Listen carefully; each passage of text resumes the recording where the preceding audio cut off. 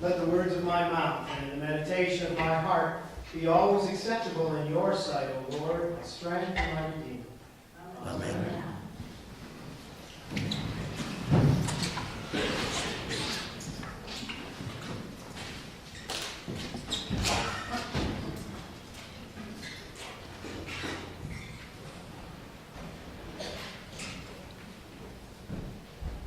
I don't think I've ever done this before, but yesterday I decided to change what I was going to do in this sermon today. So this is new for me. I wanted to tell you some stories. Once upon a time, a mother and a daughter shared a candle.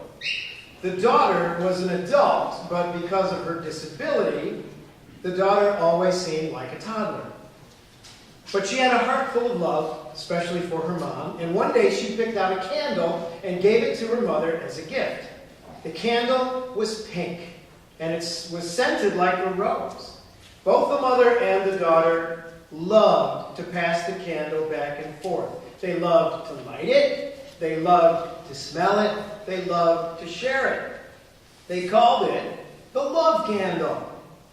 And the mother's name is Paula, and the daughter's name is Marie. My Paula and my Marie. And their pink love candle, which they're still passing around. They were doing it yesterday.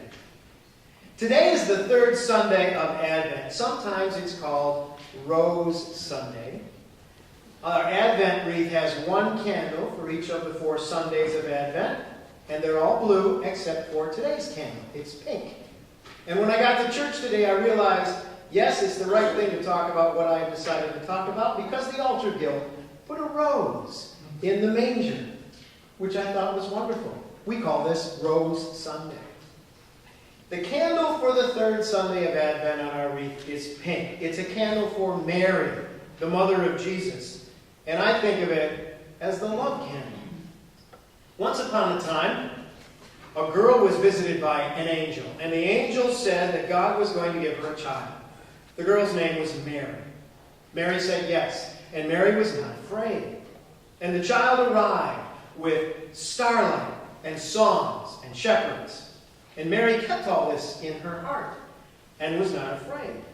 Mary raised her child to love God and to be compassionate. And Mary taught her child to say yes to God. And Mary was not afraid, and her child was not afraid.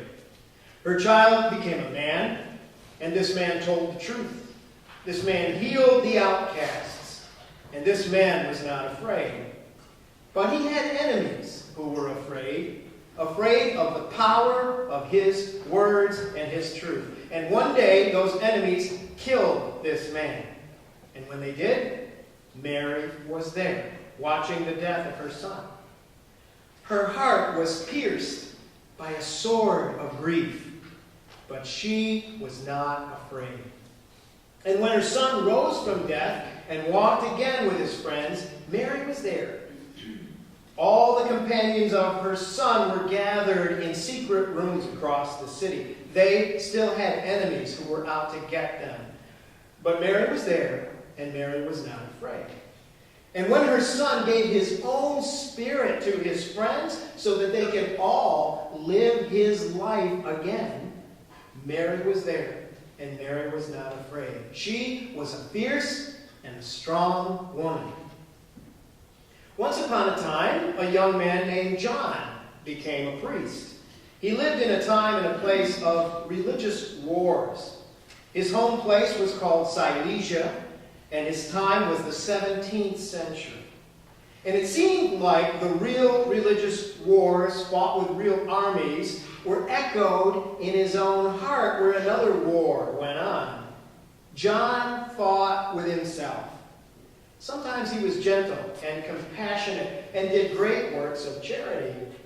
But he could also get angry and write terrible things about people who belonged to other religious traditions. It was as if his own heart was at war with himself. The war never ended all through his life. And so in a way, he was like all of us are. He was broken and flawed and imperfect. And yet, somehow something greater too. He became a poet. His name was John, but he wrote poetry under another name, the name Angelus Silesius, which means messenger of Silesia. And at his best, he had a real way with words. He must have had many adventures of the Spirit. He wrote short little poems. They could be called couplets, shorter than haiku. And one of his best is about Mary, the lady of the pink love candle that we light today. And it's about the angel who visits her, and it's about you and me, and how the angel must visit us too, so that Christ may live in us. This is his poem. Of what use, Gabriel, your message to Marie, unless you can now give the same message to me? You see, he used the French name for Mary of Nazareth in his poem about her.